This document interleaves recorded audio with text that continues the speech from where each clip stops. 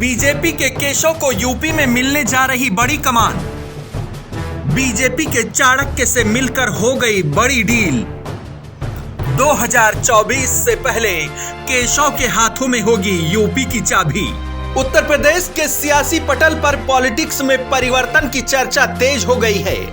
आने वाले दिनों में पार्टी आलाकमान की तरफ से नए आदेश आ सकते हैं और इन आदेशों की पृष्ठ पर बदलाव की बयार देखने को मिल सकती है और यूपी में बीजेपी की सेना में केशव को कमान देने का आदेश आ सकता है। अब आप सोच रहे होंगे कि ये सब बातें हम क्यों कर रहे हैं, तो इसके पीछे की खबर है ये ट्वीट यूपी के डिप्टी सीएम केशव प्रसाद मौर्य की तरफ से किया गया, जिसमें उन्होंने देश के गृह मंत्री अमित शाह से मुलाकात करने के बाद ये ट्वीट किया और लिखा, आज नई दिल्ली में माननीय गृह व सहकारिता मंत्री, भारतीय राजनीति के चाणक्य कहे जाने वाले आदरणीय श्री अमित शाह जी से उनके आवास पर आत्मीय भेंट कर आशीर्वाद एवं मार्गदर्शन प्राप्त किया।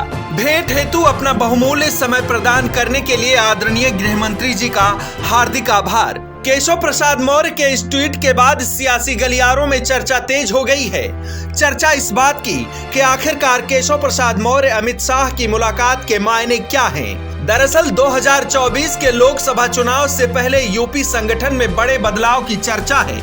इसके लिए पिछले दिनों संगठन के राष्ट्रीय महासचिव बीएल संतोष और यूपी प्रभारी राधा मोहन सिंह 2 दिवसीय दौरे पर लखनऊ आए थे और 2 दिन तक पार्टी कार्यकर्ताओं के साथ मंथन के बाद दिल्ली को रिपोर्ट सौंपेंगे, जिसके बाद इसी रिपोर्ट के आधार पर यूपी में 2024 के रण के लिए रणनीति बनेगी।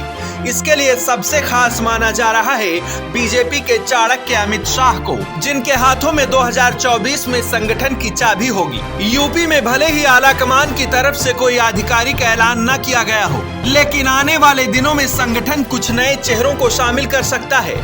चर्चा इस बात की भी की जा रही है कि मकर संक्रांति के बाद यूपी बीजेपी प्रभारी का बदलाव किया जा सकता है।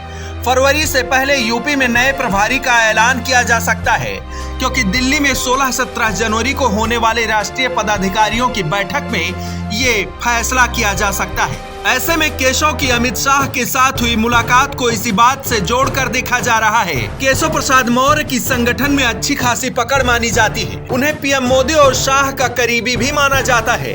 केशव प्रसाद मौर्य इससे पहले भी संगठन की जिम्मेदारी निभा चुके हैं। ऐसे में सवाल यह है कि क्या 2024 के चुनाव से पहले केशव को यूपी में बड़ी कमान सौंपी जा सकती है। हालांकि केशव प्रसाद मौर्य को लेकर इस तरह की चर्चाएं 2022 के चुनाव से पहले भी उठी थी, जब यूपी बीजेपी के नए कप्तान का चुनाव होना था। उस वक्त भी केशव प्रसाद मौर्य की केंद्र से नजदीकी और दिल्ली दौरों को लेकर कई तरह की सियासी चर्चाओं ने रफ्तार पकड़ी थी। वहीं मिशन 80 को लेकर रणनीति तैयार कर रही बीजेपी किसी भी तरह की गुंजाइश छोड़ने वाली नहीं है। ब्यूरो रिपोर्ट, प्रपंच टीवी।